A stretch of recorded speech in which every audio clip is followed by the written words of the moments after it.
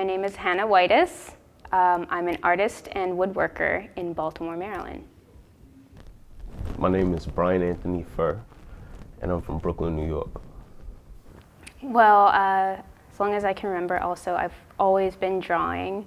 Nobody could grab pens out of my hands at school. I wouldn't pay attention in class, I'd just be drawing.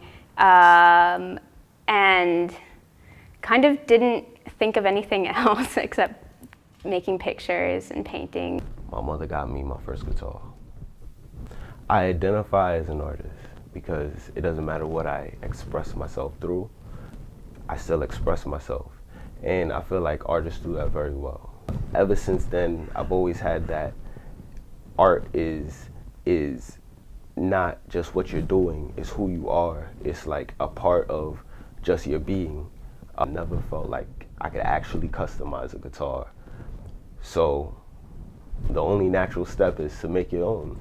I wanted, again, to have I guess you can say, a sustainable approach to art making. I like the fact that I'm working with this force of nature through the whole process. It's always like scratching your head of how am I going to make this something that I'm envisioning.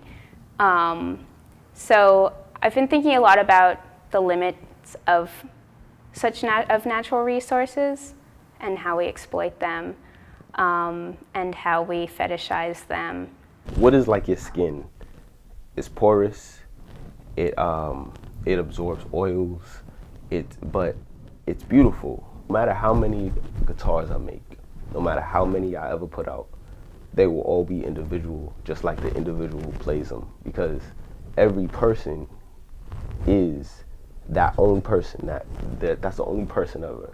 It's a living thing. A tree used to be alive. You have to understand that it's so unique. People give me weird looks a lot when I say, oh, I'm a woodworker. And they'll say, oh, you're so small, or like, how can you work in construction when you look like that? Or I would go into hardware stores or into lumber yards and they won't even look at me. You ever heard of a little engine that could? He's like, I think I can. That's the Brooklyn mentality. Like, we're just gonna make it happen.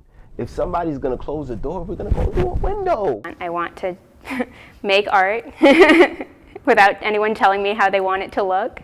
But I also want to help people. I'd like to also start a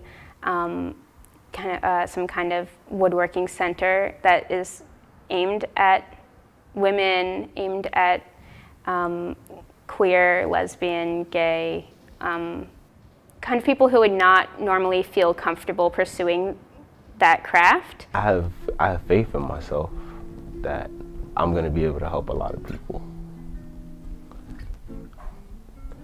As an artist, I'm going to still be exactly who I am today.